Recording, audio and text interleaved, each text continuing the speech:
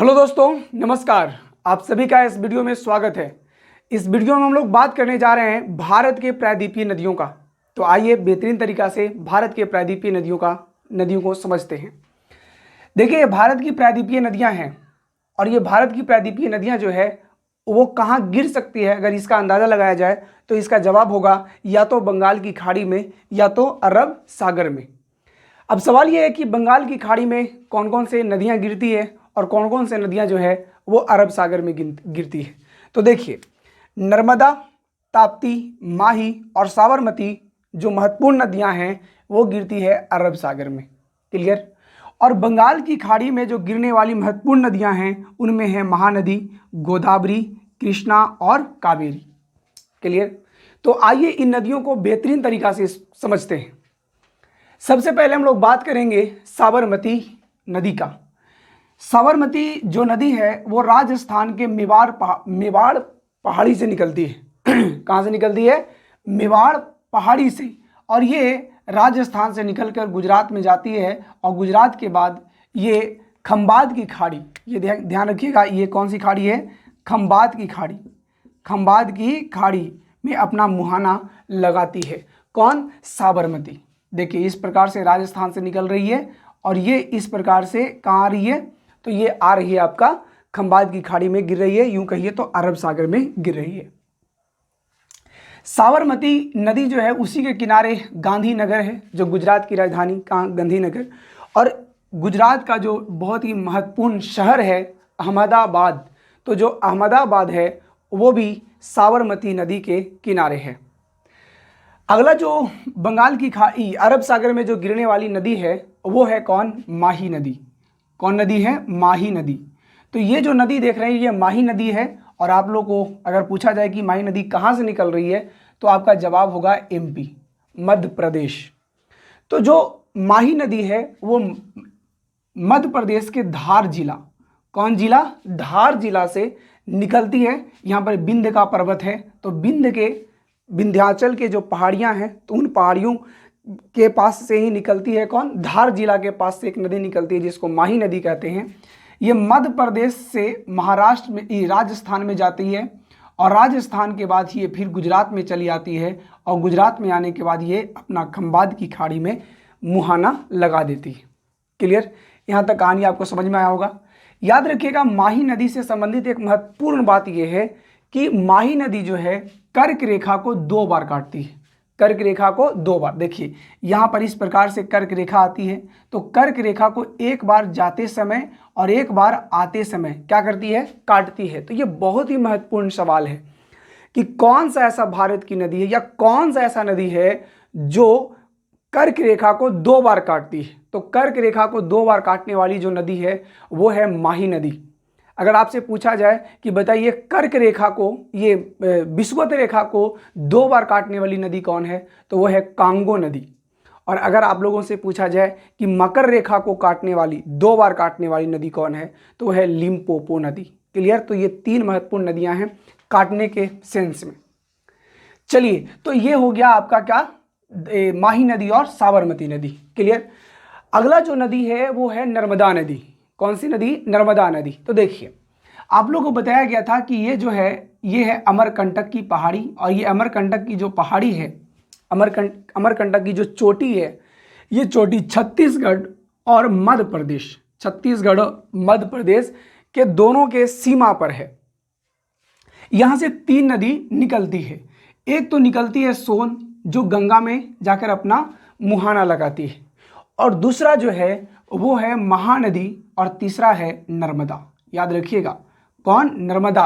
तो आप लोगों से अगर पूछा जाए कि बताइए नर्मदा जो है कहाँ से निकलती है, तो निकलती है अमरकंटक की पहाड़ियों से, अमरकंटक की पहाड़ियों से। और याद रखिएगा प्रायद्वीपीय भारत की वह लंबी नदी जो अरब सागर में मुहाना लगाती है।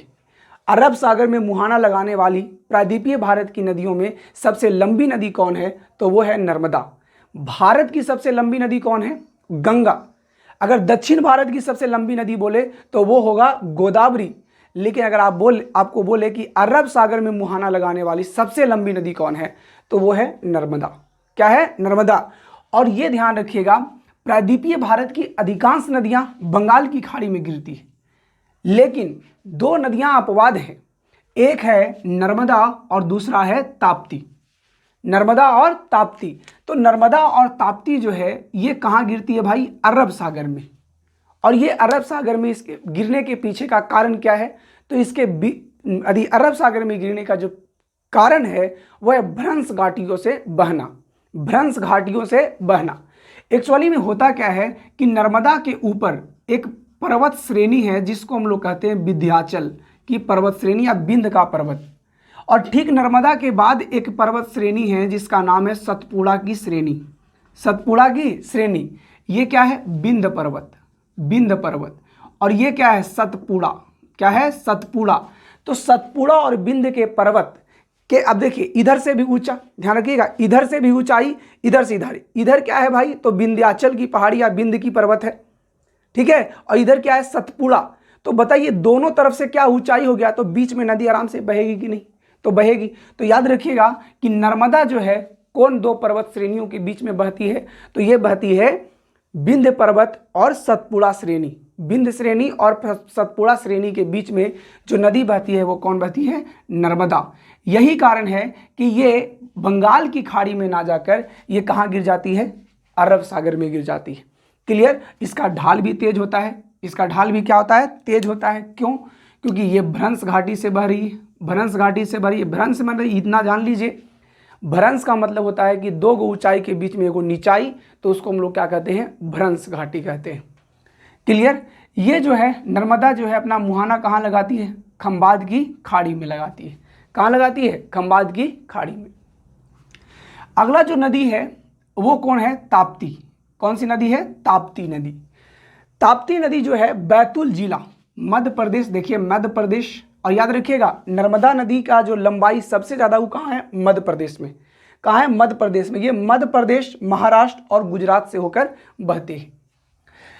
ताप्ती नदी जो है वो मध्य प्रदेश के बैतूल जिला से निकलती है, और वो भी सतपुड़ा की श्रेणियों से। सतपुड़ा की जो श्रेणी है उसी के ऊंचाई से निकलती है। कौन? तो वो निकलती है ताप्ती, बैतूल जिला से। और ये भी भ्रंश घाटियों से बहती हुई आ जाती है खंबात की खाड़ी, मतलब अरब सागर में। ये खंबात की खाड़ी, ये कच्छ की खाड़ी है।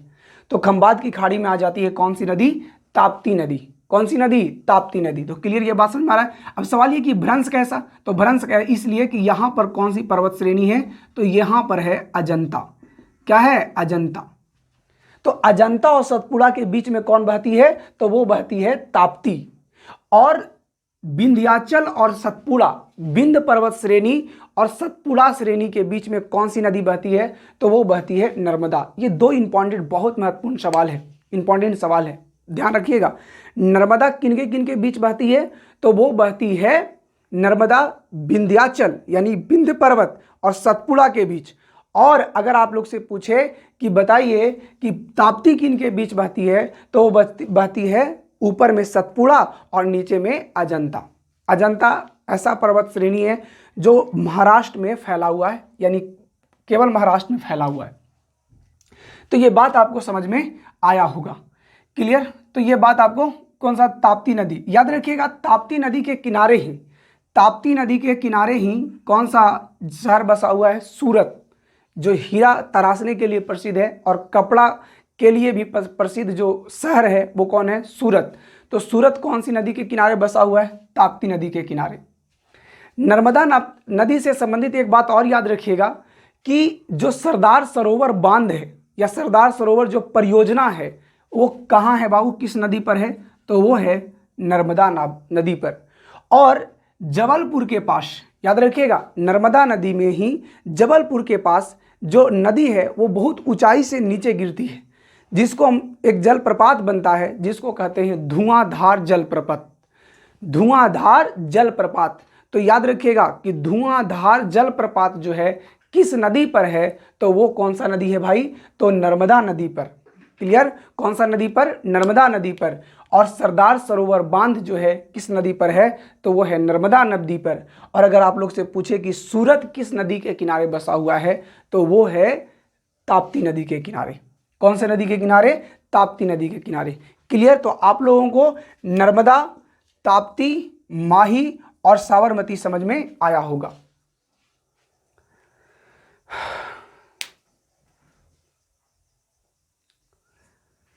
चलिए तो अब हम लोग देख लेते हैं बंगाल की खाड़ी में गिरने वाली महत्वपूर्ण नदियां। देखिए बंगाल की खाड़ी में गिरती कौन कौन है? महानदी, गोदावरी, कृष्णा और कावेरी। क्लियर? तो आइए देखिए, अमरकंटक जो पहाड़ी है उसी पहाड़ी के आसपास एक सिहावा पहाड़ी है। कौन सी पहाड़ी है? सिहावा। तो जो सिहावा पहाड़ी है उसी पहाड़ी के पास से एक नदी निकलती है जिसका नाम है महानदी। सिहावा पहाड़ी के बाद से ही निकलती है जिस नदी का नाम क्या है? महानदी। ये कौन सी नदी है? महानदी। ठीक है, महानदी। और ये छत्तीसगढ़ से होते हुए ये कहाँ चल जाती है? ओडिशा। ये कौन सा राज्य है? ओडिशा। और उसके बाद बंगाल की खाड़ी में अपना मुहाना लगाती है। और बाकायदा यहाँ पर ध्यान रखिएगा, बंगाल की खाड़ी में गिरने वाली जो नदियाँ होगी वो डेल्टा बनाएगी। क्या बनाएगी? डेल्टा बनाएगी। ये सब डेल्टा बनाएगी। क्या बनाएगी? डेल्टा। लेकिन नर्मदा और ताप्ती डेल्टा नहीं बनाती है। क्यों? क्योंकि ये दो भ्रंशों के बीच से बहती है। और भ्रंशों में क्या होता है? दोनों तरफ से मतलब पहाड़ होता है, तो कितना मिट्टी को काटेगा? गाद नहीं बन पाता। और गाद नहीं बन पाता तो अपना मुंह के पास डेल्टा नहीं बना पाती है। क्या बनाती है? तो एस्चुरी बनाती है, ज्वार मुख नद बनाती है। तो याद रखिएगा, एस्चुरी बनाती है कौन कौन? नर्मदा और ताप्ती। नर्मदा और ताप्ती क्या बनाती है? तो एस्चुरी बनाती है। जबकि महानदी जो है वो बनाती है डेल्टा। गोदावरी, कृष्णा, कावेरी ये सब कौन सी क्या बनाती है? तो ये बनाती है डेल्टा। क्लियर? तो महानदी के बारे में याद रखिएगा कि ये सिहावा पहाड़ी, कौन पहाड़ी? सिहावा पहाड़ी, अमरकंटक के पास से ये नदी निकलती है, छत्तीसगढ़ से होते हुए ओडिशा में जाती है और ये मुहाना लगाती है बंगाल की खाड़ी में। हीराकुंड बांध जो है, हीराकुंड बांध वो कौन सी नदी पर है? तो महानदी पर है। कौन सी नदी पर? महानदी पर। कौन? तो हीराकुंड बांध। आगे है गोदावरी। तो ध्यान रखिएगा कि यहां पर आपको हम बताएं क्या? पश्चिमी घाट है। यहां पर कौन सी घाट है? पश्चिमी घाट। याद रखिएगा यहां पर पश्चिमी घाट। और यही कारण है, याद रखिएगा, भारत के जो जल विभाजक का काम करता है प्रायद्वीपीय भारत में है, वो कौन करता है? तो वो करता है पश्चिमी घाट। पश्चिमी घाट के होने के वजह से ही प्रायद्वीपीय भारत की अधिकांश नदियां बंगाल की खाड़ी में गिरती है। नर्मदा और ताप्ती भी बंगाल की खाड़ी में गिरती यदि ये पश्चिमी घाट नहीं होता। लेकिन ये नहीं याद, ध्यान रखिएगा, नर्मदा और ताप्ती जो बंगाल की अरब सागर में गिरती है, बंगाल की खाड़ी में ना गिरती है। इसके पीछे का रीजन क्या है? दो भ्रंशों के बीच बहना। इधर से बिंद हो जाता है, इधर से सतपुड़ा हो जाता है। तो इसके वजह से नर्मदा जो है चल जाती है कहाँ? अरब सागर में। इधर से ये कौन होता है? सतपुड़ा और अजंता। इसके वजह से ये ताप्ती भी चलाती है अरब सागर में। क्लियर? तो पश्चिमी घाट के कारण ही अधिकांश नदियां कहाँ जाती है? बंगाल की खाड़ी में। अब देखिए यहां पर नासिक जिला है, महाराष्ट्र के नासिक जिला के त्र्यंबक नामक स्थान से एक नदी निकलती है जिसको हम लोग कहते हैं गोदावरी। क्या कहते हैं? गोदावरी। याद रखिएगा ये कौन सी नदी है? गोदावरी। और दक्षिण भारत की सबसे लंबी नदी कौन सी नदी है? गोदावरी नदी। कौन सी नदी? गोदावरी नदी। यही कारण है इसका जो अपवाद क्षेत्र है वो भी बड़ा है। इसके कारण से गोदावरी नदी को हम लोग दक्षिण भारत की गंगा कहते हैं। दक्षिण भारत की गंगा। तो याद रखिएगा दक्षिण भारत की गंगा किसको कहते हैं? गोदावरी नदी को कहते हैं। साथ में एक चीज और याद रखिएगा कि वृद्ध गंगा, बूढ़ी गंगा किसको कहते हैं? तो वो कहते हैं गोदावरी को। तो दो चीज याद रखिएगा, वृद्ध गंगा और दक्षिण भारत की गंगा किसको कहते हैं? गोदावरी नदी को कहते हैं। और ये कौन कौन राज्य में बहता है? तो महाराष्ट्र में, उसके बाद तेलंगाना, उसके बाद छत्तीसगढ़, उसके बाद कहाँ चल जाती है? तो ये चल जाती है आंध्र प्रदेश। ये कौन सा राज्य है? आंध्र प्रदेश। तो आंध्र प्रदेश में बहती है। क्लियर? आगे आता है कौन सी नदी? तो आगे आता है ये कृष्णा। कौन सी नदी है? कृष्णा नदी। तो कृष्णा नदी जो है वो भी पश्चिमी घाट के महाबलेश्वरम से, कहाँ से? महाराष्ट्र में ही एक पर्वत श्रेणी है जिसका नाम है महाबलेश्वरम। तो महाबलेश्वरम से एक नदी निकलती है जिसका नाम है कृष्णा। क्या नाम है? कृष्णा। ये कौन सा है जी? गोदावरी है। ये कौन सी नदी है? गोदावरी। और ये क्या है? कृष्णा। दक्षिण भारत की दूसरी सबसे लंबी नदी कौन है? कृष्णा है।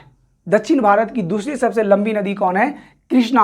और कृष्णा निकलती है महाबलेश्वरम से और ये निकल के कर्नाटक जाती है, तेलंगाना जाती है और फिर आंध्र प्रदेश होते हुए अपना मुहाना लगाती है बंगाल की खाड़ी में।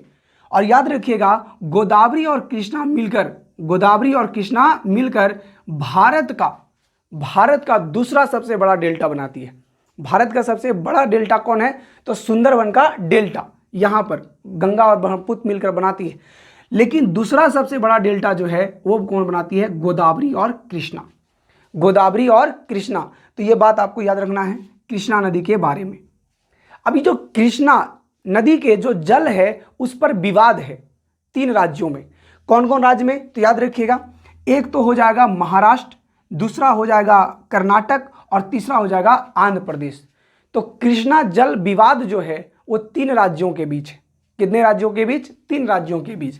एक है महाराष्ट्र, दूसरा है कर्नाटक और तीसरा कौन है?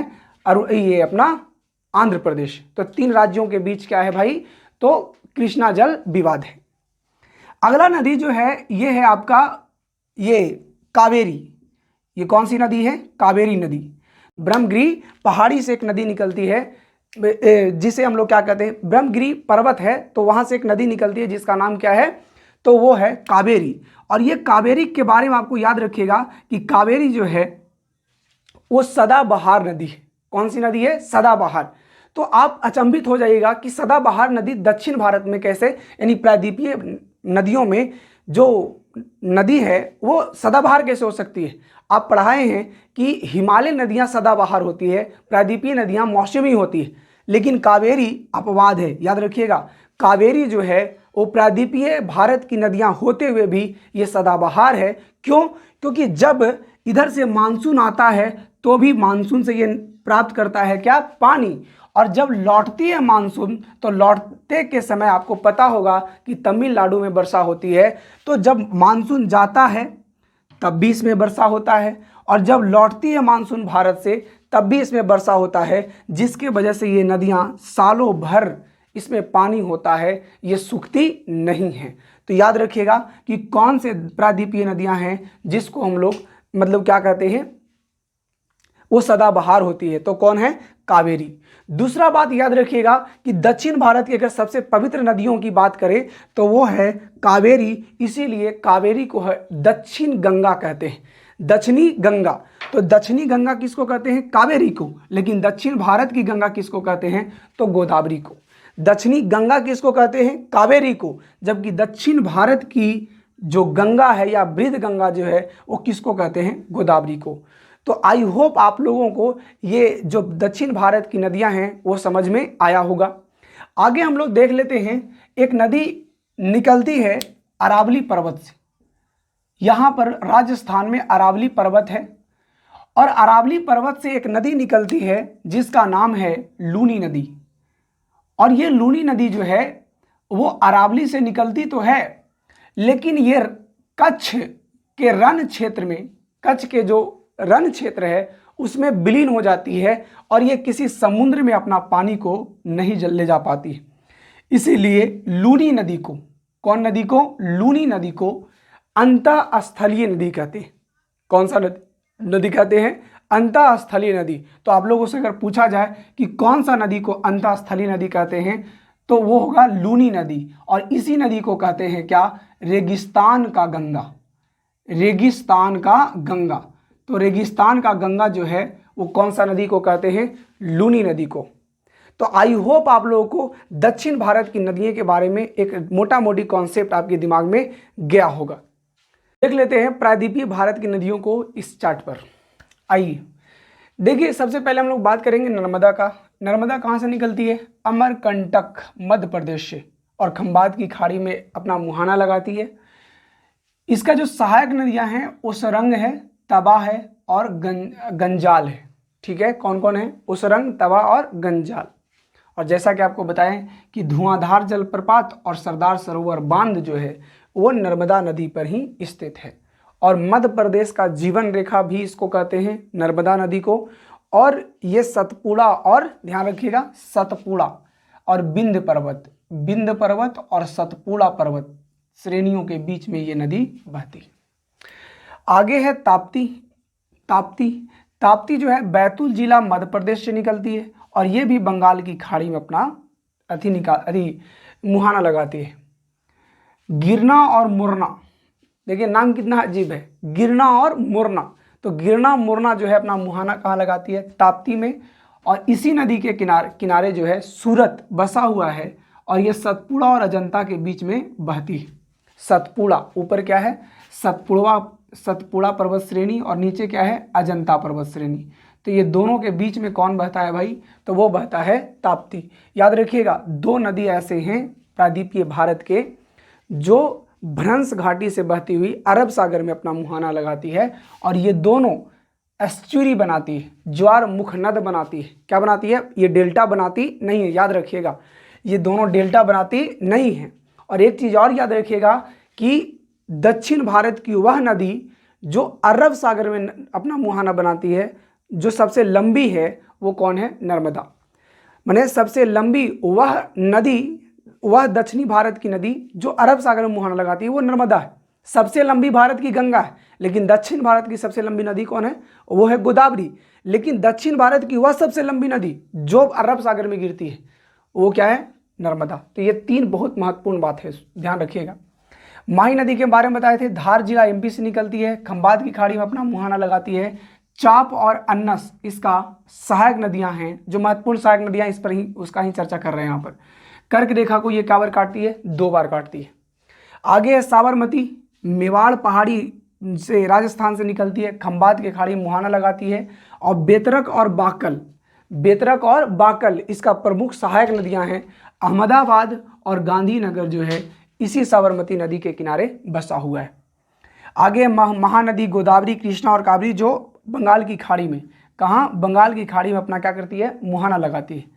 महानदी जो है वो सिहावा श्रेणी छत्तीसगढ़ से निकलती है और इसका जो प्रमुख सहायक नदी है शिवनाथ, तेल, जोंक, केलो। याद रखिएगा, तेल पूछा जाता है कि तेल या जोंक सहायक नदी किसका है? तो वह है महानदी का। और इसी पर हीराकुंड बांध है। और याद रखिएगा, महानदी जो है बाढ़ के लिए कुख्यात है। उड़ीसा में बाढ़ लाने में एकदम बड़का हाथ रहता है किसका? महानदी का। आगे है गोदावरी जो है त्र्यंबक, नासिक जिला महाराष्ट्र से निकलती है, बंगाल की खाड़ी मुहाना लगाती है। और याद रखिएगा, इनका जो सहायक नदियां हैं वो बहुत पूछता है। इंद्रावती, प्राणहिता, पूर्णा,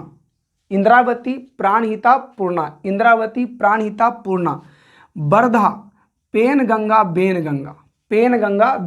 याद रखिएगा, इंद्रावती, प्राणहिता, पूर्णा, वर्धा, पेनगंगा, बेनगंगा, ये सब जो नदियां हैं वो गोदावरी से, कहाँ से? माने गोदावरी की सहायक नदियां हैं। इसी को बूढ़ी गंगा कहते हैं, दक्षिण भारत की गंगा कहते हैं। दक्षिण भारत की गंगा, याद रखिएगा, दक्षिण भारत की गंगा किसको कहते हैं? तो ये कहते हैं आपका गोदावरी को।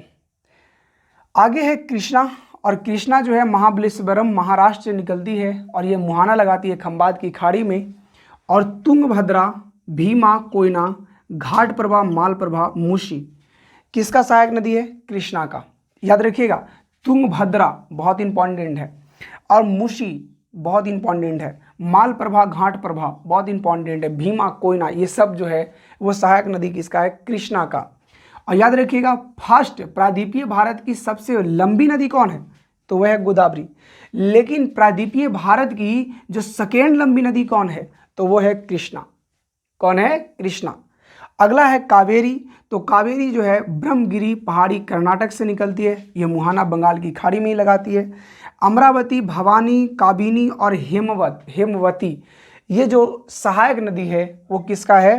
कावेरी का। और इसको दक्षिणी गंगा कहते हैं। सदाबहार नदी है क्योंकि उसको जाती मानसून और लौटती मानसून दोनों से पानी मिलता है, इसके वजह से इसमें सालों भर पानी होता है। पूछा जाता है कि वह कौन सी अपवाद प्रायद्वीपीय नदी है जो जिसमें सालों भर पानी होता है या सदाबहार होती है, तो वो है कावेरी। कौन है? कावेरी। इसी को कहते हैं दक्षिणी गंगा कहते हैं, और दक्षिण भारत की सबसे पवित्र जो नदी है वो कावेरी ही है। कौन है? कावेरी ही है।